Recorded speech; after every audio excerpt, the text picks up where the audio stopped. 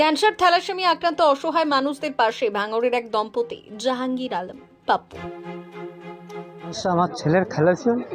আজকের 15-20 বছর থেকে আমি ঘুরছি এখান থেকে পাপুদার কাছ থেকে আমাদের টাকার ব্যবস্থা করে দিচ্ছে এবং এই টাকা নিয়ে ওষুধপালা কিনে ছেলেকে এখন সুস্থ আছে এবং খাচ্ছে। ভাঙড়ের বুকে থেকে উঠে আসা এক অনন্য মানবিক গল্পের নায়ক জাহাঙ্গীর আলম। ক্যান্সার থ্যালাসেমিয়া সহ নানা জটিল রোগে আক্রান্ত দরিদ্র মানুষ যারা অর্থাভাবে চিকিৎসা চালিয়ে যেতে পারেন না, তাদের পাশে দাঁড়িয়ে বছরের পর বছর আর্থিক সহায়তা প্রদান করে চলেছেন তিনি। প্রতি মাসের 5 তারিখ বনবীতি রিসোর্ট চত্বরে দেখা যায় এক হৃদয় বিদারক দৃশ্য। শত শত রোগী যারা টাকার অভাবে চিকিৎসার স্বপ্নও দেখতে পারেন না, তারা আশায় বুক বেঁধে লাইন দিয়ে দাঁড়ান জাহাঙ্গীর আলমের সহযোগিতা পাওয়ার জন্য।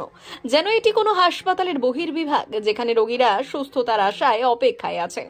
2018 সালে ক্যান্সারে আক্রান্ত হয়ে নিজের মাকে হারানোর পরই জাহাঙ্গীর আলম অনুভব করেন এই ব্যাধির সঙ্গে লড়াই করা কতটা কঠিন এবং কষ্টকর। সেই অভিজ্ঞতা থেকেই জন্ম নেয় তার মানব সেবার ব্রত। প্রতি মাসে নিজের রিসোর্ট বনবীতি রিসোর্ট থেকে প্রাপ্ত লাভের একটি বিশাল অংশ তিনি ব্যয় করেন ক্যান্সার, থ্যালাসেমিয়া সহ অন্যান্য দুরারোগ্য ব্যাধিতে আক্রান্ত দরিদ্র মানুষদের চিকিৎসার জন্য। জাহাঙ্গীর আলম শুধু ভাঙড় নয়, উত্তর 24 পরগনার প্রত্যন্ত এলাকা থেকেও আসা অসহায় মানুষের কাছে এক বিশ্বাস ও ভরসার প্রতীক হয়ে উঠেছেন। তিনি শুধু আর্থিক সহায়তাই দেন না, বরং মানুষদের যে কোনো বিপদে পাশে দাঁড়ানোর প্রতিশ্রুতি রাখেন। এমন এক সময়ে যখন মানুষ ব্যক্তিগত লাভের পেছনে ছুটছে, তখন জাহাঙ্গীর আলম তার উদ্যোগের মাধ্যমে প্রমাণ করেছেন মানবতা এখনো বেঁচে আছে। তার এই মহতী উদ্যোগ কেবল ভাঙড়ের গর্ব নয়, সমগ্র সমাজের জন্য এক অনুপ্রেরণা। Bureau report, ICTV news Bangla. আমার একটা নাতি পাপ্পুদার কাছে কাজ করতো, তিনি হঠাৎ অ্যাক্সিডেন্টে মারা গিয়েছে অসহায়। তার জন্য আমি এসেছিলাম, পয়সা দিচ্ছি আপাতত, কিন্তু দিচ্ছি বলে আমার বিশাল একটা উপকার হচ্ছে। পাপ্পুদা কেমন লোক? ভালো, খুব ভালোবাসে, আমাদের রোজার ইফতার দেয়। আমার এই হাত পা প্যারালিস, অক্ষম, অচল, কিছুই করতে পারি না। দাদার এখান দিয়ে নিয়ে 2 বছর ধরে চিকিৎসার টাকা নিয়ে যাই, চিকিৎসা করছি এবং ওষুধপালা সবই করছি। আমার দাদা টাকা দিয়ে দেয় 500 টাকা করে।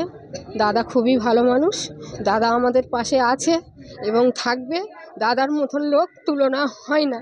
গরিবের পাশে যে থাকে আল্লাহ তার ভালো রাখবে এবং দাদা ভালো থাকবে। আল্লাহ ওনার হিদায়াত করবে, আমাদের পাশে উনি আছে। আপনি এখানে কি করতে এসেছেন? আমি এসেছি ওই ব্রেন স্ট্রোক মানুষ, আমি তোমার এই সহযোগিতা পাই আমার আব্বুর কাছে, তাই দিচ্ছে আজ 6টা বছর।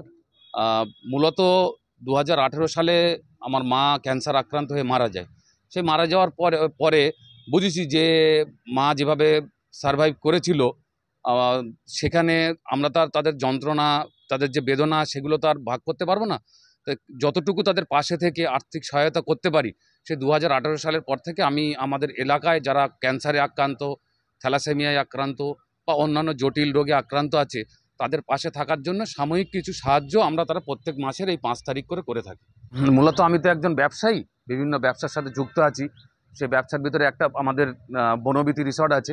বনবীতি রিসর্টের যে লভ্যাংশ আছে, সেই লভ্যাংশের কিছু অংশ আমি এই সামাজিক কাজকর্মের ভিতরে ব্যয় করি। তার ভিতরে এই চিকিৎসা খাতে কিছু ব্যয় হয়। এছাড়া আরও অন্যান্য আমাদের সামাজিক যে প্রোগ্রামগুলো হয়, রক্তদান বা স্বাস্থ্য শিবির, কি চক্ষু পরীক্ষা কেন্দ্র, এইসব বিভিন্ন আমাদের ভাঙড়ের আশপাশে বা আমাদের উত্তর 24 পরগনার পাটে কিছু অংশে আমরা এই লভ্যাংশ থেকে কিছু কিছু সাহায্য করি এবং চাই যে আগামী দিনে এই সাহায্যের অংশ আরও বেশি বাড়াবো এবং আরও মানুষের কাছে যাতে যেতে পারি সেই আশা রাখবো।